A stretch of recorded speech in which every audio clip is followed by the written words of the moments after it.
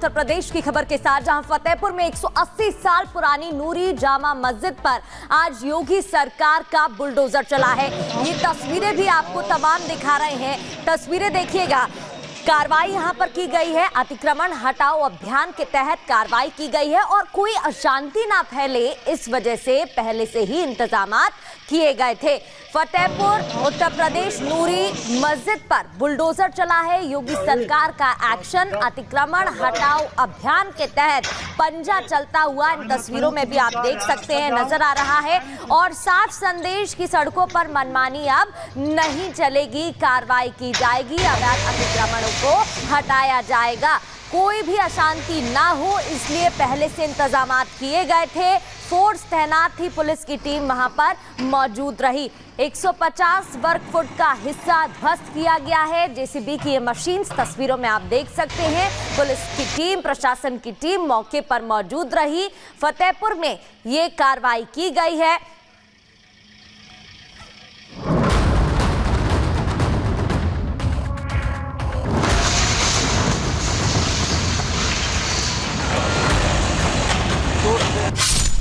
मस्जिद के नाम पर कब्जा, योगी का बुलडोजर चला। उत्तर प्रदेश के फतेहपुर में नूरी जामा मस्जिद पर बुलडोजर कार्रवाई की गई। मस्जिद के अवैध हिस्से को जमींदोज कर दिया गया। इस दौरान मौके पर बड़ी संख्या में पुलिस फोर्स तैनात रही। बताया जा रहा है कि नूरी मस्जिद को गिराने के लिए पहले ही पीडब्ल्यूडी विभाग ने नोटिस भेजा था। नोटिस जारी होने के 1 महीने बाद भी जब मस्जिद के अवैध हिस्से को खुद नहीं हटाया गया तो आज सुबह प्रशासन का बुलडोजर मौके पर पहुंच गया और मस्जिद के अवैध हिस्से को धड़ाधड़ गिरा दिया गया।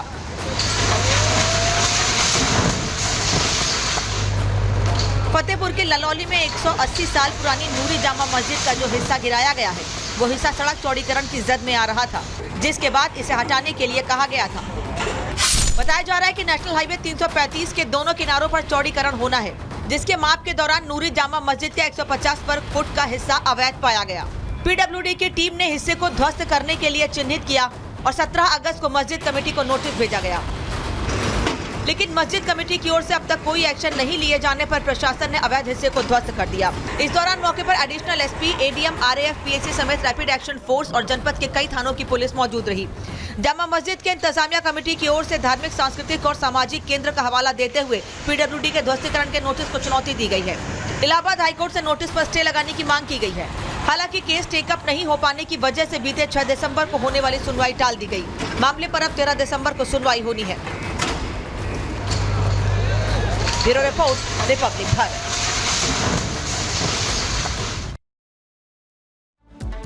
तो फतेहपुर में बुलडोजर एक्शन आखिरकार क्यों हुआ है ये भी आपको बता देते हैं। दरअसल मस्जिद का एक हिस्सा पूरी तरीके से अवैध था और सड़क की जमीन पर अतिक्रमण किया गया था, जिसके बाद ये कार्रवाई की गई है। बुलडोजर से अवैध हिस्से को, जो अवैध निर्माण था, गिराया गया है।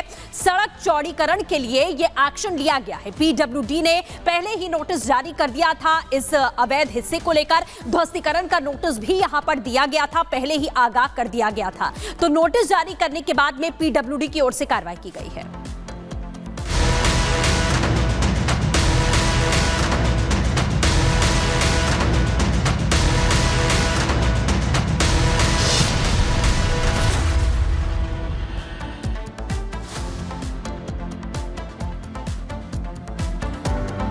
और फतेहपुर की बात में अब बात हम करते हैं बदायूं की। मंदिर मस्जिद विवाद जो लगातार निकलकर बदायूं से भी सामने आया था।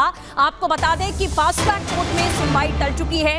अगली तारीख यहां पर तय की जाएगी। तो बदायूं में मंदिर मस्जिद का जो विवाद था उसकी सुनवाई टली है, ये बड़ी खबर आपको बता दें। और 17 तारीख को अगली सुनवाई यहां पर होनी है। दोनों ही पक्षों की तरफ से जो दलीलें हैं वो यहां पर रखी जाएंगी। 17 तारीख को एक बार फिर से इस मामले को लेकर बदायूं में बहस होती हुई दिखाई देगी। फास्ट ट्रैक कोर्ट में यह सुनवाई टाली गई है और मामले में अब 17 दिसंबर को सुनवाई यहां पर होगी। तो बदायूं में मंदिर है या मस्जिद है, ये सबसे बड़ा सवाल यहां पर खड़ा हुआ है। जामा मस्जिद में नीलकंठ महादेव मंदिर का दावा किया गया था।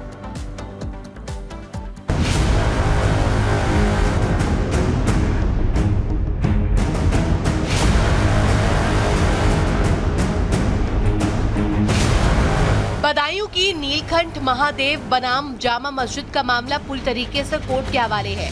कोर्ट में दोनों पक्ष अपनी अपनी दलीलें रख रहे हैं। हिंदू पक्ष के बाद अब मुस्लिम पक्ष इस मामले में अपना पक्ष रख रहा है। मामले की अगली सुनवाई जल्द होगी। बदायूं की लोअर कोर्ट इस मामले में सुनवाई कर रही है। कोर्ट सबसे पहले ये तय करेगा कि ये मामला सुनवाई के योग्य है या नहीं। हिंदू पक्ष का दावा है कि मंदिर तोड़कर मस्जिद बनाई गई है, इसलिए अब उन्हें भी इस परिसर पर अधिकार प्रदान किया जाए। दूसरी तरफ मुस्लिम पक्ष का दावा है कि ये पूरा मामला सुनने लायक ही नहीं है। अब आपको इस मामले पर पूरी जानकारी देते हैं। दरअसल बदायूं के सनातनी लोग दशकों से इस मामले को तमाम मंचों पर उठाते रहते हैं। आखिरकार हिंदू पक्ष इस मामले को लेकर के कोर्ट के दरवाजे पर पहुंचा।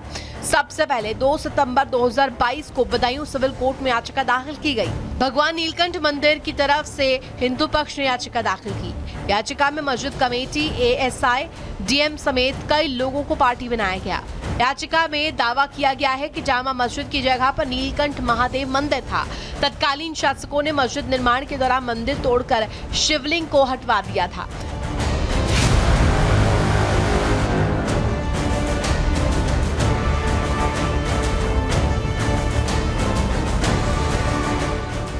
इसी शिवलिंग को हिंदू लोगों ने बाद में पास में एक नया मंदिर बनाकर उसमें स्थापित कर दिया। बदायूं में नीलकंठ महादेव मंदिर या शमसी जामा मस्जिद के अस्तित्व को लेकर छिड़ी बहस कोर्ट तक पहुंच गई है। हालांकि कोर्ट में पिछली 3 तारीख को इस पूरे मामले में सुनवाई हुई, जहां इंतजामिया कमेटी द्वारा जो कि मुस्लिम पक्ष था उन्होंने अपना पक्ष रखा, वो पक्ष पूरा नहीं हो पाया, जिसको लेकर आज 10 तारीख कोर्ट ने मुकम्मल की। आज भी वो बहस जो है वो की जानी थी, लेकिन कंडोलेंस के चलते, क्योंकि एक सीनियर वकील का देहांत हो गया, जिस कारण कोर्ट बैठी नहीं, तो अगली तारीख अब इस पूरे मामले में 17 दिसंबर दे दी गई है। दूसरी तरफ मुस्लिम पक्ष का दावा है कि ये हिंदू पक्ष की याचिका का कोई मतलब नहीं है। याचिका के पीछे कुछ लोगों का छिपा हुआ एजेंडा है। मुस्लिम पक्ष के अनुसार कोर्ट में यह मामला सुनवाई योग्य नहीं है।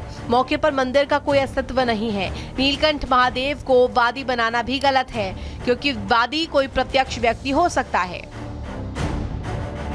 मुस्लिम पक्ष इन्हीं बिंदुओं के आधार पर याचिका को खारिज करने की मांग कर रहा है। फिलहाल इस मामले में मुस्लिम पक्ष की बहस बाकी है। माना जा रहा है कि जल्द ही कोर्ट इस मामले में फाइनल फैसला सुनाएगा। हालांकि हिंदू पक्ष को उम्मीद है कि उनका पक्ष इतना मजबूत है कि फैसला उन्हीं के पक्ष में आएगा। Bureau report, Republic Bharat. और आइए अब आपको बताते हैं कि मंदिर या मस्जिद ये तो कोर्ट फैसला करेगा, लेकिन दावा किया क्या जा रहा है इस पूरे मामले को लेकर। पहला प्रमाण क्या है? एएसआई की 148 साल पुरानी रिपोर्ट है, ये पहला प्रमाण। दूसरा प्रमाण क्या है? सरकारी गैजेट में भी इसके सबूत मिले हैं कि वहां पर मंदिर होता था। इसके बाद एएसआई के संस्थापक अलेक्जेंडर कनिंघम की रिपोर्ट भी सामने आई। दूसरा प्रमाण क्या है? गैजेट के पेज 249 पर इतिहास लिखा है। और एक प्रमाण क्या कहता है? पेज नंबर 4 पर मंदिरों के अवशेष पर मस्जिद होने का दावा किया गया है। दूसरा प्रमाण क्या कहता है? हिंदू पक्ष दलील है, हिंदू मंदिर को वहां पर रखा गया है, था, ऐसा दावा किया गया। पहला प्रमाण ये पेज नंबर 6 पर लिखा 4 गुंबदों के खंभे हिंदू मंदिर के हिस्से हैं, और हिंदू पक्ष कह रहा है कि मंदिर की जगह पर ही मस्जिद का निर्माण किया गया है, ये दावा किया जा रहा है। और यही वो दावा है जिसको कोर्ट के सामने रखा गया है, जिसमें अब इंतजार है कि कोर्ट क्या फैसला सुनाता है, क्या इजाजत दी जाती है, क्या एक तरह से माना जाता है कि इस याचिका को सुना जाए। अभी पहले इसी चीज को तय करना है कोर्ट को कि क्या ये मामला सुनने योग्य है। लेकिन फिलहाल जौनपुर की अटाला मस्जिद पर सुनवाई